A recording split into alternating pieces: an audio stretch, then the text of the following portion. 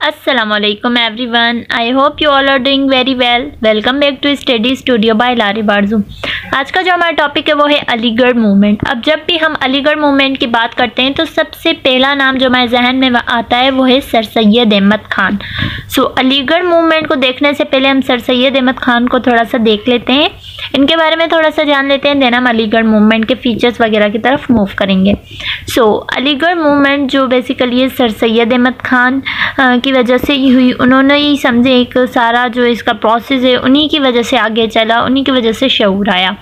Sir Syed Ahmad Khan जो है 17 अक्टूबर 1817 में पैदा हुए और इन्हें जो है एक लक़ब मिला था father of Muslim nationalism in India. अब पहले तो पाकिस्तान नहीं था, इंडिया ही था, तो मतलब वहाँ पे उन्हें ये जो है फादर ऑफ मुस्लिम नेशनलिज्म कहा गया था। यहाँ पे एक और सेंटेंस है वो है ही वॉज नॉट सेपरेटिस्ट। अब इसका मतलब ये है सर सैयद अहमद खान जो है वो सेपरेटिज्म पे बिलीव नहीं रखते थे। वो कहते थे हिंदू मुस्लिम एक साथ मिलके एक ही वतन में रहें। लाइक उनका ये नहीं था मुसलमानों का अलग वतन होना चाहिए या हिंदुओं का अलग, उनका ये था बस सब मिलके रहें, एक साथ रहें। यूनिटी पे बिलीव था उन्हें और सेपरेटिज्म पे बिल्कुल यकीन नहीं था। तो मतलब वो कहते थे हिंदू मुस्लिम एक साथ रहें और बाकी भी माइनॉरिटीज़ एक ही वतन में। और ये बहुत पावरफुल और बहुत कमिटेड पर्सन थे। अब सैयद अहमद खान के बारे में अगर हम बात करें तो पहले ये सेपरेटिस्ट नहीं थे, 1867 तक ये सेपरेटिस्ट नहीं थे, बट 1867 की लाइफ के बाद जो है इनका भी बिलीव होने लग गया कि बस सेपरेट ही होना चाहिए मुसलमानों के लिए वतन। अब वो क्यों हुआ तो हम सबसे पहले कैटेगरी 1 वाली देखते हैं, लाइफ टिल 1867। ठीक है, अब इसमें हम बात करें सर सैयद अहमद खान की तो यहाँ पे क्या था, इंडिया के जो सारे के सारे मुसलमान हैं या हिंदूज़ हैं या और माइनॉरिटीज़ हैं, सर सैयद अहमद खान के अकॉर्डिंग वो सब इक्वल राइट्स रखते हैं, इक्वल अपॉर्चुनिटीज़ रखते हैं। अब इनका जो पर्सपेक्टिव था वो ये था कि यूनाइटेड इंडिया, अब ओवरऑल जो कंप्लीट इंडिया है वो एक ही हो, एक ही यूनिटी में हो, इनका ये अपना पर्सपेक्टिव था। अब 1859 में इन्होंने स्कूल खोला था मुरादाबाद में, जो फर्स्ट स्कूल था वो 1869 मुरादाबाद में इन्होंने खोला। इन्होंने दूसरा स्कूल खोला था 1863 में, वो स्कूल खोला था गाज़ीपुर में। अब ये इन्होंने समझिए अलीगढ़ मूवमेंट का एक तरह से स्टार्ट ही हो गया है। उसके बाद जो है इन्होंने साइंटिफिक सोसाइटी 1864 में दी थी, ओपन करवाई थी। अब वो साइंटिफिक सोसाइटी इस वजह से ओपन की थी क्योंकि वहाँ पे क्या होता था, पहले पर्शियन लैंग्वेज थी या और कोई, तो उन्हें ट्रांसलेट किया जाता था और इंग्लिश को ट्रांसलेट किया जाता था लाइक पर्शियन में।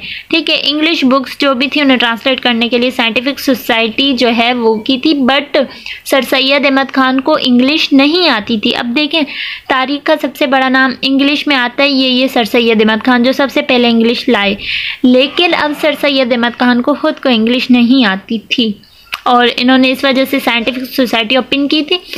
तो वहाँ पे क्या होता था, इंग्लिश बुक्स को ट्रांसलेट किया जाता था पर्शियन वगैरह और बाकी लैंग्वेजेस में।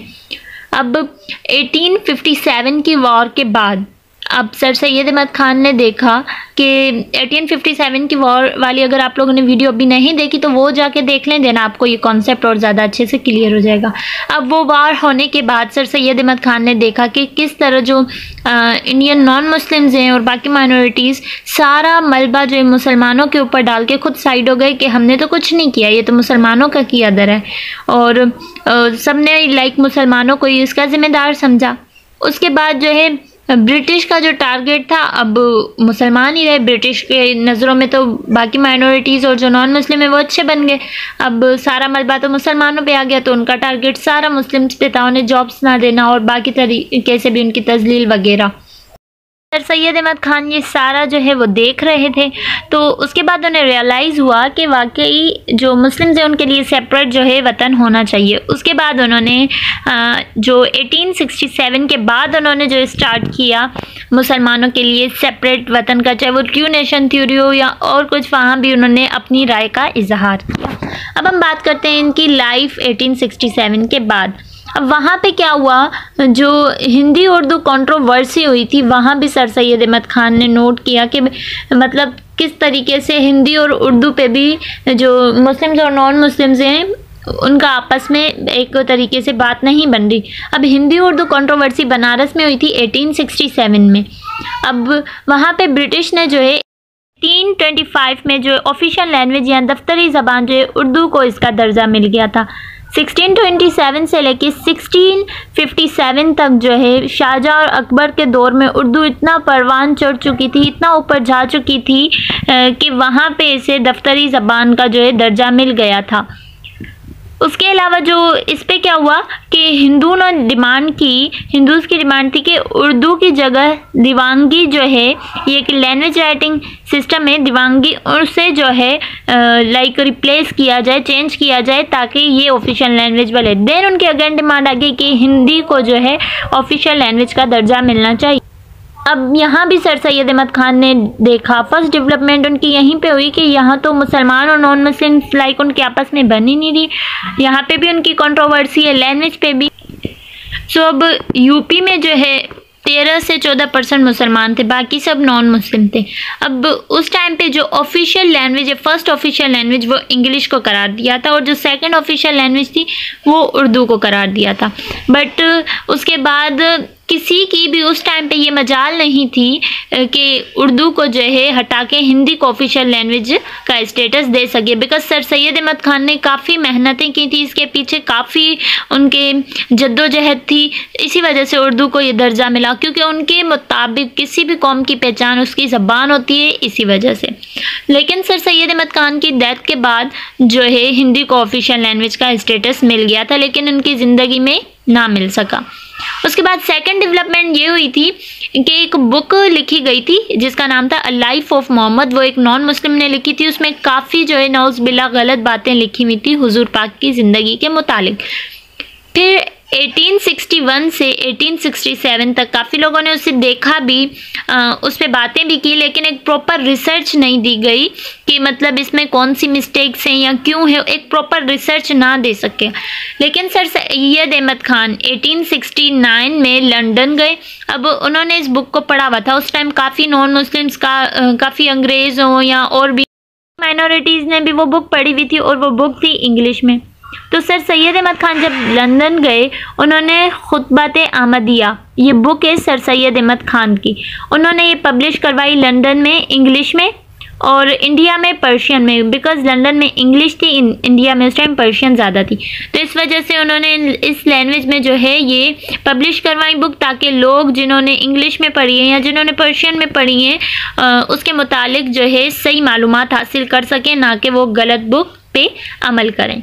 उसके बाद इस बुक में जो दो मेन आर्ग्यूमेंट थे वो सर सैयद अहमद खान ने उसे मज़ीद देखा। अब फर्स्ट उस बुक में लिखा था लाइफ ऑफ मोहम्मद में कि 9 शब मेराज, यानी कोई शब मेराज नहीं है, ये मुसलमानों की मनगढ़ंत बातें हैं, एक रात में कैसे कोई खुदा से मिल सकता है या कुछ ये, मतलब सारा उल्टा लिखा हुआ था।